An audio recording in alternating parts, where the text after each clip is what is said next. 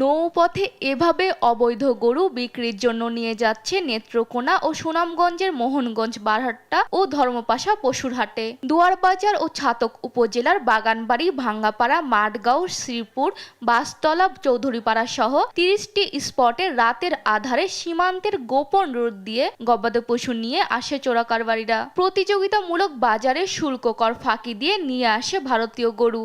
পরে স্থানীয় পশুর হাটে কম দামে বিক্রি করে অসাধু গরুর ব্যবসায়ীরা। এতে চরম লোকসানে পড়েছে দেশীয় খামারি ও উদ্যোক্তারা। আমরা গরু কষ্টে ফালি, ইন্ডিয়া গরু নামে দিকে আমরা গরু দাম পাই না। ভারতীয় গরু দামে গরু, যে গরু 50,000 এটা বেচে 40,000 বেচতে পারি না।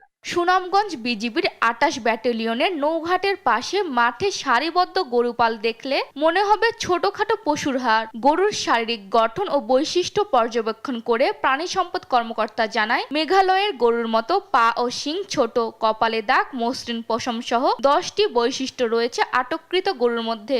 সাধারণ মানুষ দেখে বোঝার উপায় নেই এগুলো ভারতীয় গরু।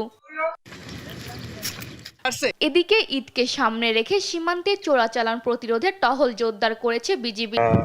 ডিউপি গুলি আছে, সেখানে আমরা কিন্তু অলরেডি লোক জনবল বৃদ্ধি করেছি এবং সেখানে আমাদের টহল তৎপরতা অনেক বৃদ্ধি করা হয়েছে।